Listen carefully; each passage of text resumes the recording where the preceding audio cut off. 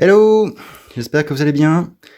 Nouvelle vidéo Free Talk sur les différentes parutions Spider-Man chez Panini qui vont venir d'ici au à la fin du premier semestre. Voilà, et on commence tout de suite avec la petite bombe qui a été lâchée là, sur la sortie en mars d'Untold Tales of Spider-Man, un volume dans la collection Best Of à 26 € pour 272 pages. Alors je vous avoue que moi, les 272 pages, j'ai pas trop compris d'où elles sortaient, parce qu'en fait, il existe en VO un Kurt Busiek Visionary Spider-Man, qui reprend les épisodes 1 à 8, donc environ 170 pages, et un omnibus, qui va ressortir d'ailleurs cette année. Là, j'ai entre les mains le premier omnibus, qui est paru aux États-Unis. Donc du coup, que va contenir ce best-of? Alors j'ai fait plusieurs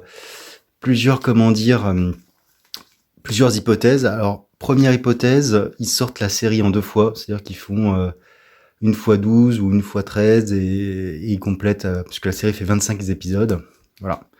Alors, sans les annuals, il y a deux annuals, je crois, et sans les Amazing Fantasy 16, 17 et 18, qui sont des possibilités. Sortir l'intégralité de la série en 2 fois, ça serait pas mal. Après voir. Parce que la collection Best Of, pour moi, ça n'allait jamais, quoi. Ça dépend les volumes. Mais en gros, c'est plutôt 8-9 épisodes que 12-13. Mais bon. Deuxième hypothèse, c'est qu'en fait, ils sortent les 8 premiers épisodes. Donc 1, 2, 3, 4, 5, 6, 7, 8. Et les 3 Amazing Fantasy 16, 17, 18. Voilà. Comme ce sont des épisodes qui font 44 pages, les autres font 20 pages, on se retrouve à peu près à 272 pages, ce qui serait la numérotation affichée. Donc pourquoi pas. Voilà, donc je vous laisse me dire en commentaire ce que vous en pensez. Deuxième point, toujours en mars, la sortie de l'intégrale Amazing Spider-Man 87-88, reprenant l'intégralité de la dernière chasse de Kraven, qui n'avait pas été parue, qui avait été tronquée des 2 intégrales précédentes que je vais vous présenter. Hop. Donc l'Amazing de 87 et la spectaculaire de 87. Donc du coup, les épisodes liés à ce crossover avaient été sortis et on s'attendait à avoir une intégrale web-off avec donc la dernière chasse de Kraven, Mad Dog et puis le complément sur 87 en web-off. Ça va pas être le cas. Du coup, ce que Panini sort, c'est donc une intégrale Amazing 87-88 qui va reprendre donc ces 2 crossovers, la dernière chasse de Kraven plus Mad Dog plus des épisodes allant jusqu'au 300 de McFarlane. Et là, on sent la petite carotte pour ceux qui auraient acheté. Alors moi, je l'avais acheté en omnibus.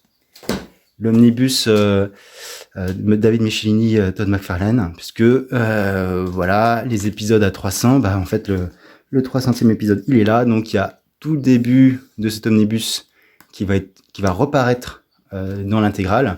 Et si vous avez acheté les icons, parce qu'il y avait 2 icons, je crois, pour McFarlane en Amazing, c'est pareil. Le premier icon, c'est une partie qui sera prise par cette nouvelle intégrale. Voilà. Donc bon, je suis pas hyper fan, mais bon, voilà.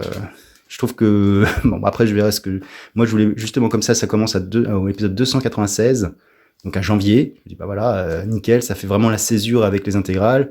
Et après on reprend quand on sera sur la partie Eric Larsen, voilà, après l'épisode qui va bien. Ben non, donc je verrai ce qui sort, voilà.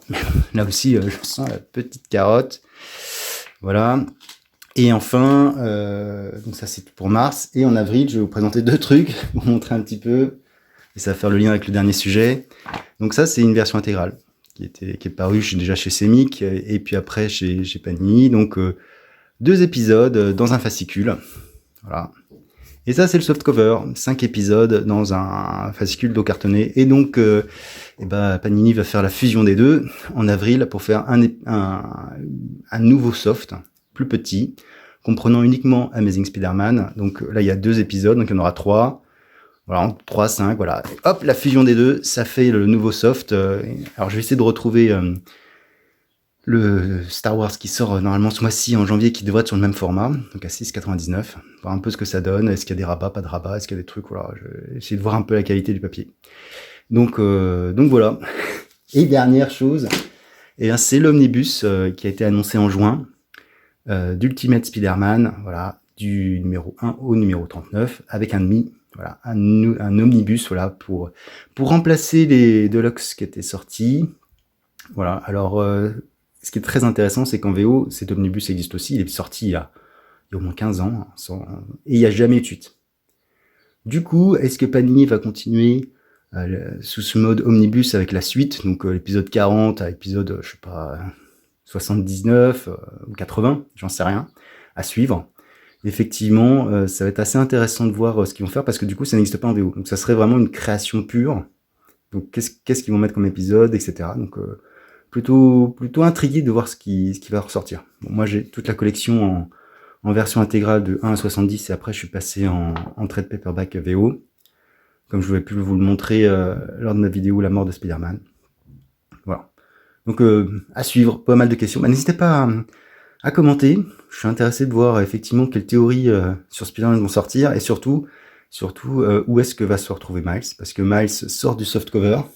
Voilà, à partir d'avril, il n'y a plus de Miles dans les softcovers, parce qu'il n'y a plus que l'Amazing Spider-Man.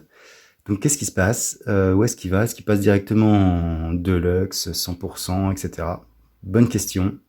À suivre. En tout cas, moi, je suis Miles, et là, je vais être un petit peu frustré de ne plus le retrouver de façon mensuelle. Mais bon, c'est comme ça. Sur ce, n'hésitez pas, si vous avez aimé la vidéo, à liker, à disliker, à commenter surtout.